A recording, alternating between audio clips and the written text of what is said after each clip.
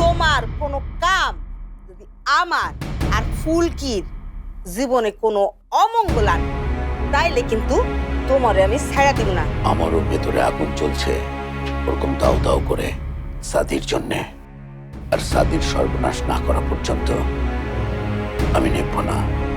আমার হক, আমার ফুলকির হক নিয়ে তুমি কারে দিছো, কারে দিছো?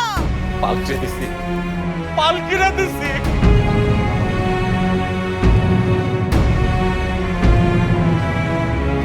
আব্বা,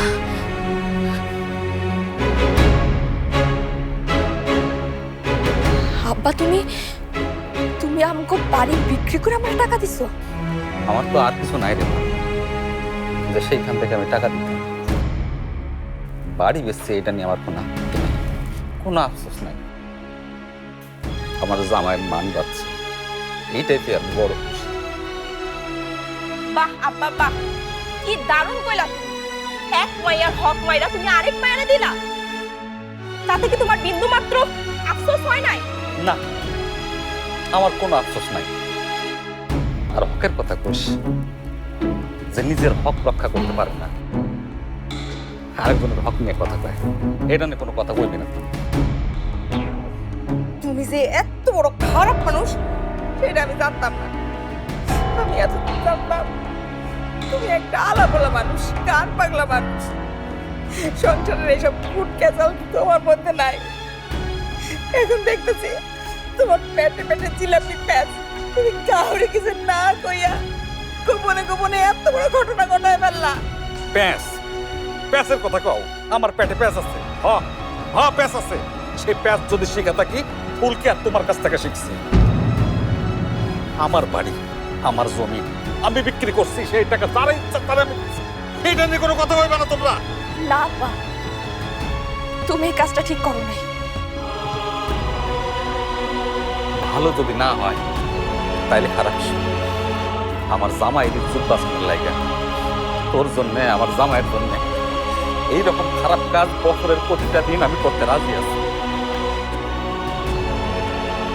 আমার তো আর কিছু নাই রে মা, যেখান থেকে টাকা দিব আমার সোহেলের একটা ব্যবসা করতে পারবো। তুই আর সোহেল এমন একটা মানুষ, তুই কিছু না বুঝাই অন্যের বিপদে ঝাঁপাইয়া পড়ে। আর তো করে এরকম একটা বিপদ,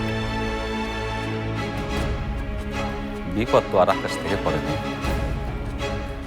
এই বিপদের জন্য কে দায়ী সেইটা আমি বুঝতে পারি। আজকে তারা কেউ তো করে পাশে নেই। হায়রে দুনিয়ার রীতি, যে মানুষ দুইটা গর্তে পড়া মানুষের টাইনা তুলবার চায়, আবার সেই গর্তে এই মানুষ দুইটা কেউ কেউ ফালাইতে চায়। আমি তো কিছু করি নাই রে মা, উপরে আল্লাহ জানে। আমি স্বপ্ন দেখা তোর বিপদের খবর পাইছিলাম, তোগরে উদ্ধার করানোর লাগে হয়তো আল্লাহ আমারে পাঠাইছিল।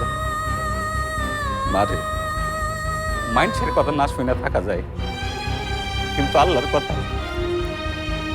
কথায় কান বন্ধ করে থাকা যায় না রে মা। না আব্বা, তোমার এই কাজটা করা ঠিক হয় নাই। এই বাড়িটা আমাদের মায়ের বাঁধন ছিল। মায়ের বাঁধন? নাটক করস, নাটক। আমি জানি সব কলকাঠি তুই লড়াইছিস। তুই এমন ভাবে তোর বাপের এই কথা কইছিস, তোর বাপ আমাকে বিটা বাড়ি বিক্রি করতে বাধ্য হয়েছে। আম্মা, আম্মা, আমি তোমারে কথা দিতেছি আম্মা, আমি যেমনি হোক এই বাড়িটা উদ্ধার করে দিব তোমার। 5 লাখ টাকা যদি কেউ কিনা থাকে, দরকার পড়লে তার আমি 10 লাখ টাকা দিব। তারপরে এই বাড়ি আঙ্গু হইব আম্মা। সেরা কথায় শুয়ে লাখ টাকা স্বপ্ন দেখে বিষ খাওয়ানোর টাকা নাই। উনি আসছেন বাড়িতে, কি আছে তো জমা রাশিল একটা পিওনের চা, সেইটাও এখন নাই। উনি আসছে 10 লাখ টাকা দিয়া বাড়ি কিনা দিল। তোর লাইগা আমি আমার সব কিছু হারাইছি, আমার ভিটা মাটি সব শেষ হয়ে গেছে। এইটা আমি কখনো ভুলবো না। তোর লাইগা আমার ফুলকি আমার জামাই ভাগ কাটা গেছে, এইটাও আমি কখনো বলবো না। আমাকে ভিটে বাড়ি বিক্রি কইরা সোহেলের ইজ্জত বাঁচাইছস তুই আর তোর বাপে। আমার লগে তোর হিসাব শেষ হয় নাই পারকি, তোর লাগে আমার অনেক হিসাব আছে। সেই হিসাবটা আমার এখন করার দরকার, সেই হিসাবটা আগে করি। যাও, এই বাড়ি থেকে বাইর হয়ে যাও তুমি। আম্মা তুমি সব কি কইতাছো? আমি যা কইতাছি আমার এই কওনের মতো কেউ কোনো কথা কইবে না। তুই তো কইবি না। আরে আসো কেন, বাইর হয়ে যাও কইতাছি। আমার আর ফুলকির সামনে তুমি কোনোদিন আইবা না। তুমি তোমার আদরের ভাইয়া পালকে নিয়ে থাকো।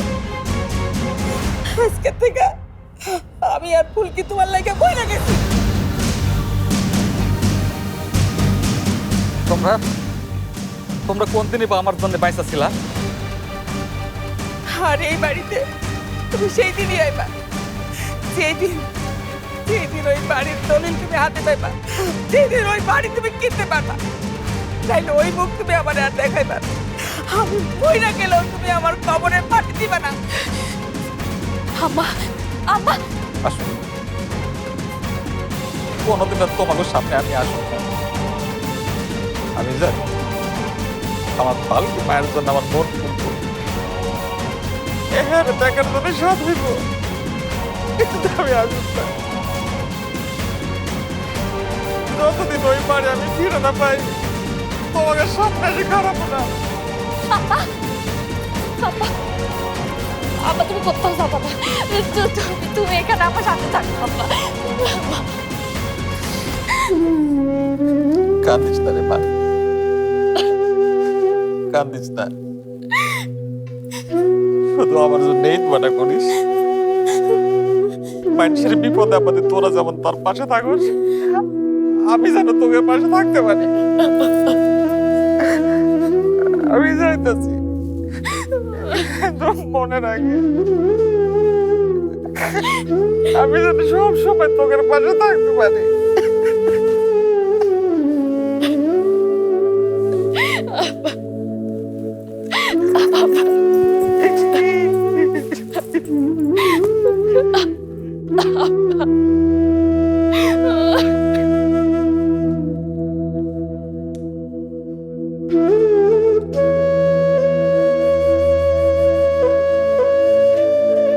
আব্বা, আমি যাইতেছি আব্বা। আমার মায়াটা বড় অভাগী আব্বা। আমার পালকের দিকে তুমি খেয়াল রাখো।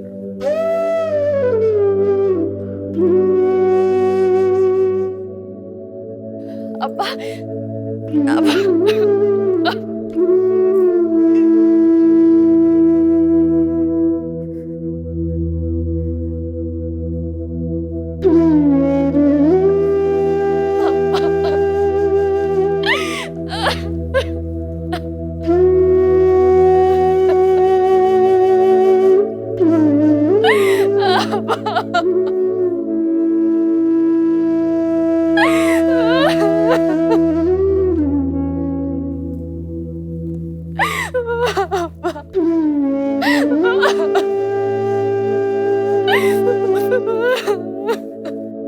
জ্বরটা তো একদমই কমছে না।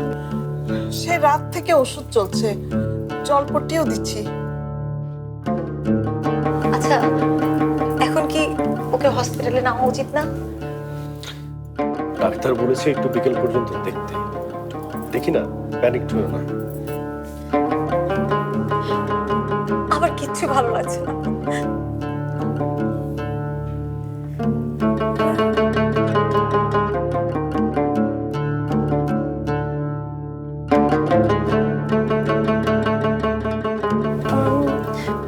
হ্যাঁ কি আপু? পানি এই আমি এখন নিয়ে আসছি।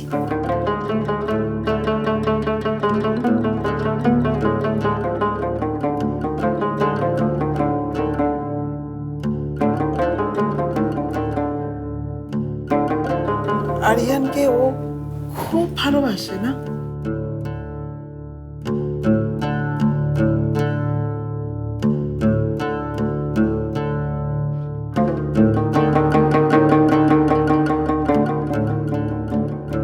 বসো আপু। এই, বসো। এই,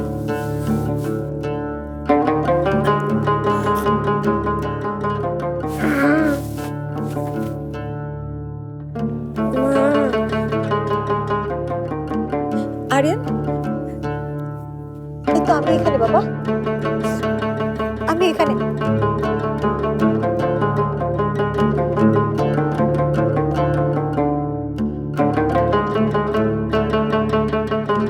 আপু আসবো? হ্যাঁ, আসো আসো। কতদিন পর তোমাকে দেখলাম পালকি। আমি তো আপা আসতেই চেয়েছিলাম, আপনি দেশে ছিলেন না। হ্যাঁ, কি করব বলো, তুমি তো আমাকে একদম অথই সাগরে ফেলে চলে গেলে। তুমি জানো তোমাকে ছাড়া এত এত কাজ সামলানো কত ঝামেলার। দাঁড়াও এক মিনিট। যাই হোক, এখন সবকিছু ঠিক আছে। আমি আসিফের কাছে তোমার ব্যাপারে কিছুটা শুনেছি, আর বাকিটা আমি আন্দাজ করে নিয়েছি। দেখো পালকি, তুমি যাওয়ার পর এই রুমটা আমি বন্ধ করে রেখেছিলাম, আর আজ তুমি আসবে বলে আবার খুলিয়েছি। দেখে তো বুঝতেই পারছো এই ঘরে তোমার বড় প্রয়োজন। একটু তাকিয়ে দেখো চারদিকে, তোমাকে ছাড়া কেমন খা খা করছে চারদিক। আর ওই যে তোমার চেয়ার, দেখো তোমার জন্য এখনো সে থাক, শুধুমাত্র তোমার অপেক্ষা করতে করতে ক্লান্ত। যাও পালকি, তুমি এগিয়ে যাও তোমার গন্তব্যের দিকে। প্লিজ যাও, এইবার আর পেছনে ফিরে তাকিও না।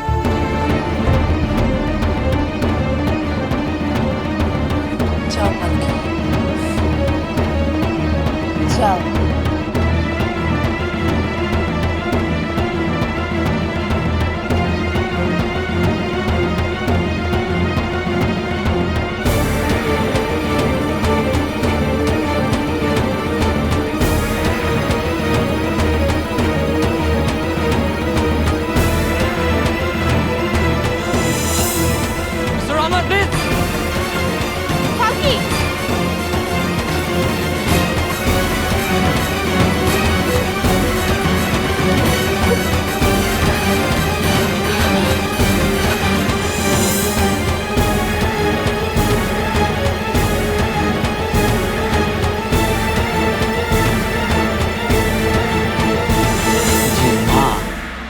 তার বুক তার কোলের চাইতে বাজারের একটা ব্যাগকে সবচেয়ে বেশি নিরাপদ মনে করে, তার কাছে আর যাই হোক আমার চেষ্টা নিরাপদ না।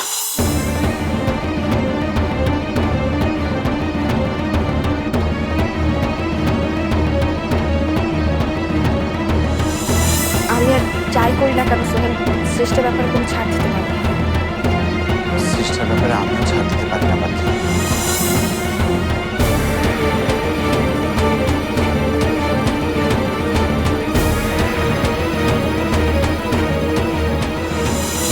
যতদিন ওই পারে আমি ফিরে না পাই, তোমার সামনে এসে খারাপ না।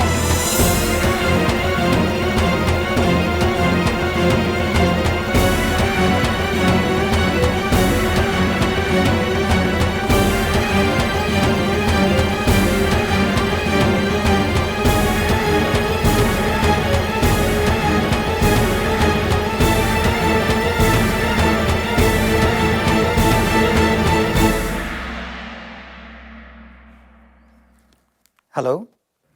হ্যালো সোহেল, হ্যাঁ, কিন্তু আপনি কে? আমি আসিফ বলছি, অফিস থেকে।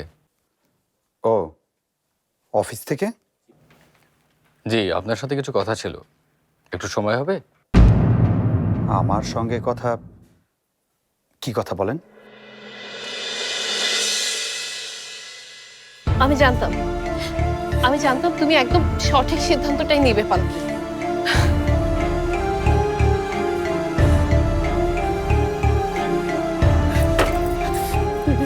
না না, না, এটা সম্ভব না। কি সম্ভব না? আমার এই চাকরি করা সম্ভব না। এই অফিসে আমার চাকরি করা সম্ভব না। আমি চাইলেও পারবো না আপু, আমি চাইলেও পারবো না। দাঁড়াও, কেন পারবো না? কে আটকাবে তোমাকে? তুমি কি ভয় পাচ্ছ? সোহেলকে সোহেলকে নিয়ে তোমার ভয়? ভয় না আপু, সোহেলকে তো আমি ভালোবাসি, অনেক ভালোবাসি। আর যে অফিসে সোহেলের সাথে এমন একটা ঘটনা ঘটেছে, এই অফিসে আমি কাজ করতে পারবো না, পারবো না। তাছাড়া তাছাড়া তাছাড়া স্ট্রেসটা বড় হচ্ছে। আমাকে বাড়িতেও দরকার। আমি তো একটুর জন্য ভুলে গিয়েছিলাম যে আমি একটা বাড়ির বউ, আমি একজনের স্ত্রী, আমি একজনের মা। আমি আমি কিছুক্ষণের জন্য স্বার্থপর হয়ে গিয়েছিলাম। স্বার্থপর না পাল্টি, একটু সময়ের জন্য তুমি আসলে মানুষ হয়ে গিয়েছিলে। তুমি কারো বাড়ির বউ, কারো ঘরের স্ত্রী, কারো মা, কিন্তু তার আগে যেটা তোমার আসল পরিচয় তুমি সেটা হয়েছিলে। তুমি একজন মানুষ পালকি, আর মানুষ হয় তোমার সবচেয়ে বড় পরিচয়। আমি একটা বাড়ির বউ, একজনের স্ত্রী আর একজনের মা হয়েও একজন মানুষ হব। এসব কি আলাদা করা যায়? আমি মানুষ বলেই অন্যের ভালো লাগা, অন্যের খারাপ লাগা নিয়ে আমাকে ভাবতে হয়। তার মানে তুমি তোমার সিদ্ধান্তে অটল থাকবে। তোমার বাড়ির হাড়ি ঠেলবে, তোমার বাচ্চার ডায়পার চেঞ্জ করবে, আর এটাই রয়ে যাবে তোমার জীবন, তাই তো? আপনি জানেন না আপু, এতটুকু জীবনেও অনেক সুখ থাকে মানুষের। না, আমি জানি না, আমি জানি না, আমি জানতেও চাই না। আমি শুধু বলি, ধীরে ধীরে তোমার এই শেষ হয়ে যাওয়া দেখতে আমার খুব কষ্ট হচ্ছে পাল্কি। তুমি দিনের পর দিন নিজেকে স্যাক্রিফাইস করে দিচ্ছ এমন একটা পরিবারের জন্য, যে পরিবারের সদস্যরা তোমার স্বামীকে একটা পিয়ন আর তোমাকে শুধুমাত্র পিয়নের স্ত্রী বলে সম্বোধন করে। That's it. চমকিও না পালকি, আমি তোমাকে ভালোবাসি, আর ভালোবাসি বলেই সবসময় তোমার খোঁজ খবর রাখি। তা আমি দেশে থাকি আর দেশের বাইরে থাকি। আপু, আপনি আমার এত খোঁজ খবর রাখেন, এটা জেনে আমার খুব ভালো লাগছে। আপনি যদি খোঁজ খবর রাখেন, তাহলে তো আপনি জানেন আমার ফ্যামিলি হচ্ছে আমার ফার্স্ট প্রায়োরিটি, না আমার ক্যারিয়ার আর না অন্য কিছু। আপু, আপনি এই ঘরটা আমার জন্য এতদিন আটকে রেখেছিলেন, এটা ভাবতে আমার বুকটা ভরে যাচ্ছে। আপনি আপনি চেয়ারটা আমার জন্য এতদিন রেখে দিয়েছিলেন, এটা এটা ভাবতে আমার চোখ ভিজে যাচ্ছে। আপনি আমাকে আবার চাকরিতে নিতে চাচ্ছেন, এতে আমি আপনার প্রতি অনেক কৃতজ্ঞ, অনেক কৃতজ্ঞ। কিন্তু এই চাকরিটা আমি করতে পারবো না। আপনি আমাকে ক্ষমা করে দেবেন। এখনই চলে যাচ্ছ? তোমার জন্য কিন্তু একটা সারপ্রাইজ আছে মিসেস রহমান।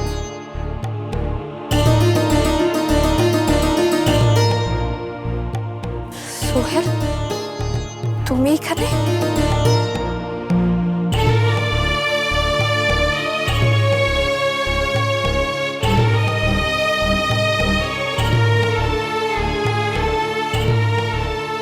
তোমাকে আর আমাকে নিয়ে এই বাড়িতে কেউ উল্টাপাল্টা কথা বলবে, আর না না না, আমি কোনো অশান্তি চাই না। শুধু চাকরি করার জন্য যদি চাকরিটা করি, এটা আমি করতে পারবো না। আসলে এটা করে ঠিকও হবে না। যদি এই হলফনামাটা তোর কাছে থাকে, তাহলে ওদের মুখে ছাই পড়বে, ওরা তোকে পোয়াজ করবে, আর আমার বাড়িটা শান্তিতে ভরে উঠবে।